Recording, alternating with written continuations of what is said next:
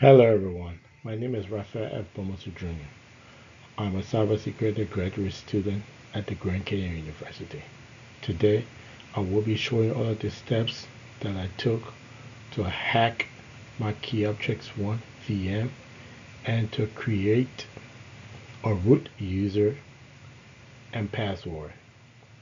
For today's presentation, I use my virtual box where I have my Kioptrix 1 hosted.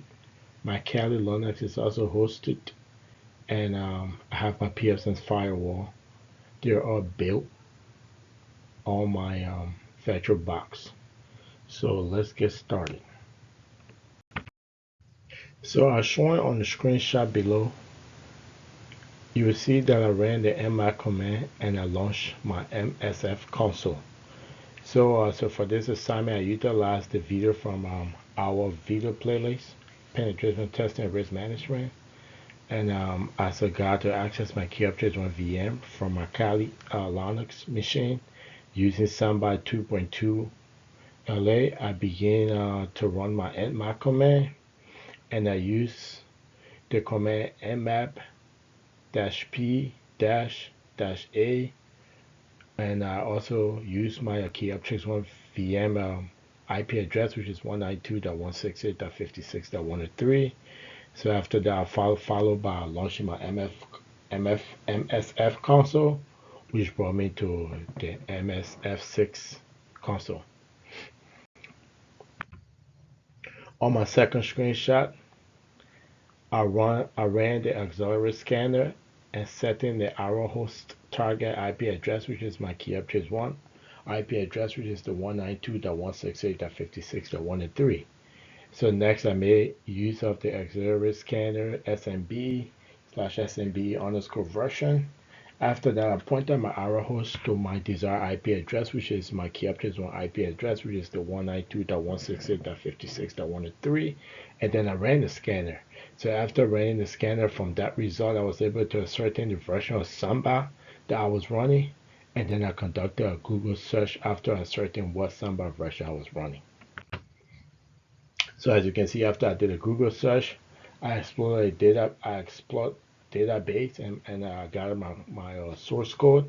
So over here, this is what I did. I did not download the code instead, but I explored it. You see where you see this parenthesis. That was where I clicked, and I was able to generate my source code, which you see on this other screenshot over here. So I copied the source code and pasted it into my Kali root command prompt. It allowed me to run it straight from my website without downloading it. So after copying and pasting the source code to my Kali root, I divided my command prompt horizontally. I opened vi 10.c, and then I press shift plus control plus V to paste and to copy code from my previous reference source, which is my Google search that I did to get the source code.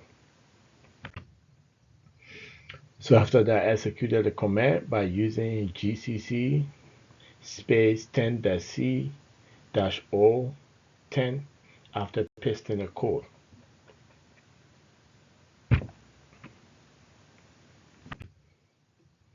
So after that, I ran another command, which is 10-b-0192168.56.103 for the selected target, and that selected target is my Kioptrix 1 VM. So after obtaining the result of the previous command I decided to run, I selected B, which is for platform. I forgot to mention that earlier. B is for platform and O is for the Linux, and I specify my target's IP address, which is my Kioptrix 1, and that is 192.168.56.103. So as you can see on the screenshot over here, those are the output, or those are the outcome after I ran the command mentioned below or mentioned above. So after I did that, as per the assignment, we were asked to add our last name as a user on our Kioptrix 1 VM after hacking Kioptrix 1. So I added my last name, which is Bomosi, as a user to Kioptrix 1 VM using the command usr/sbin/user add Bomosi, which is the username, and this is the code that I ran over here. You see it showed that Bomosi has been added. You see right over here, Bomosi has been added to the list of users. These are all lists of users that's on my Kioptrix one VM. After I ran a command, this is the output. You can see that Bomosi has been added as a user. After I added Bomosi, and then I was given the opportunity to add a password. So I added the password to the user Bomosi on my Kioptrix one VM using the command PASSWD Bomosi. As you can see in the highlighted box over here, password was created for Bomosi, new password, retype new password. It's a copying password for user Bomosi, password authentication token updated successfully.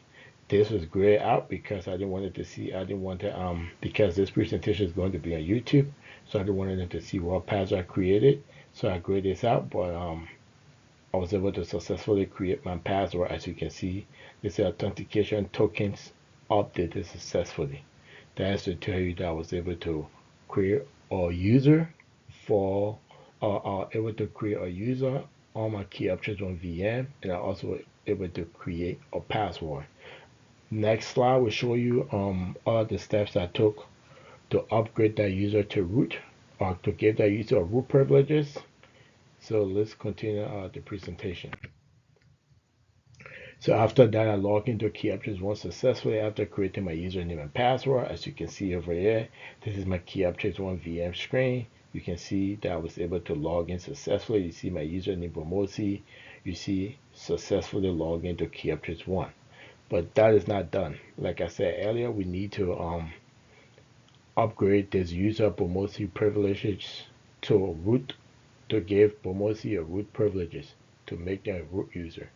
So you can see after setting my last name Bomosi as my username and created a password, I was able to gain access to Kioptrix one VM and make my first hack successful. So successfully, I was able to hack my Kioptrix one VM. The fact that I was able to create a username and password, that is to show that I was able to successfully hack my Kioptrix one VM. So after I did that, I went forward to elevate my privileges.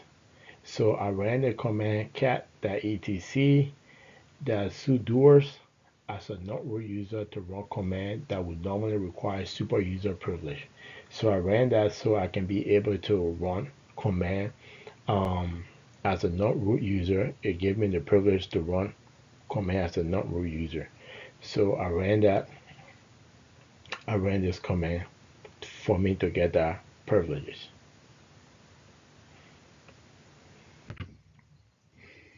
So after I did that, I elevated Bomosi to a root user. As you can see over here, Bomosi has been elevated to a root user.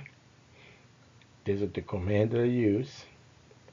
And this is showing that Bomosi privilege has been elevated to root user. You can see that right down. Bomosi has been elevated to root user. So Bomosi user Bomosi may run the following command on this host. Blah, blah, blah. You see, I was able to successfully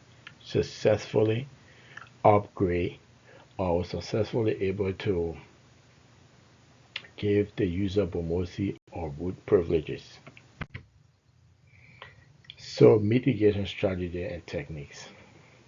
So system protection involves a number of steps, including routine scanning and the use of high-level security solutions that examine every component of the infrastructure for potential weakness that could compromise the system and present a risk. Maintaining patch and update compliance is also essential for system readiness. So it is essential to ensure appropriate user privileges and access rights by aligning access level with user roles and requirements. Implementing a least privilege policy wherein users possesses access solely on necessary resources augments security. This user is the weakest link in the security chain, so it is important to invest in their knowledge and raise their level of security awareness. Consistent training improves results and fosters good security practices. So those are mitigation strategies and techniques. Also, continue down here. You should be able to observe, account, and conduct behavior analysis, reporting any anonymous activity.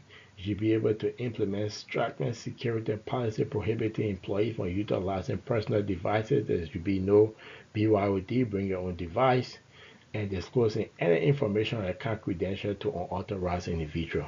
You should also implement MFA, which is multi-factor authentication. You should implement reboot password, like having user have a combination of letters, numbers, and special characters. Maybe it could be 15, 16 or more combination of letters and characters. And you should make sure you set a policy in place that user should change their password every 90 days.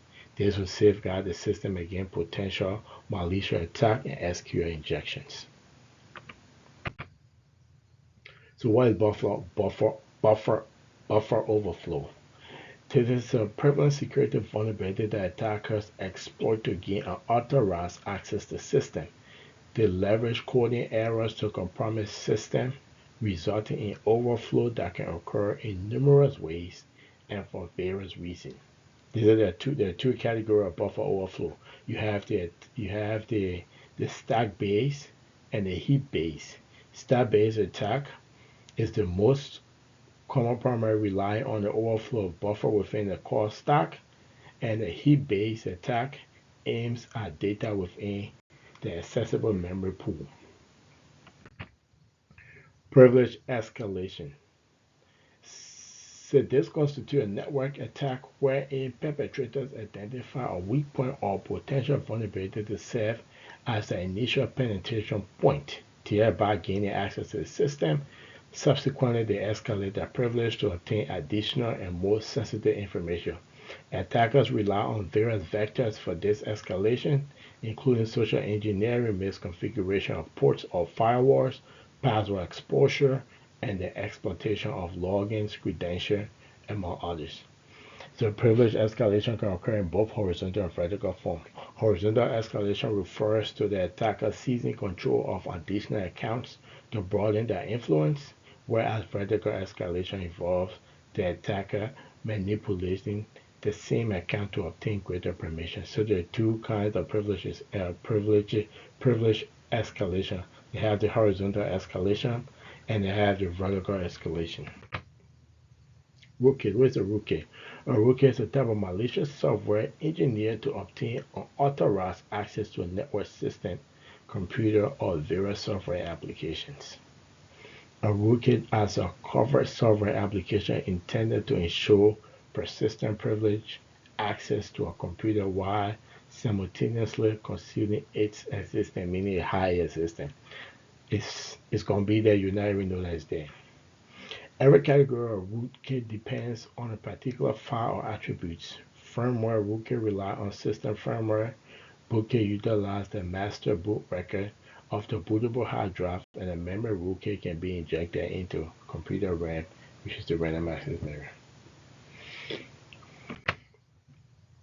Trojan horse. Trojan horse is a malware, as you may be aware.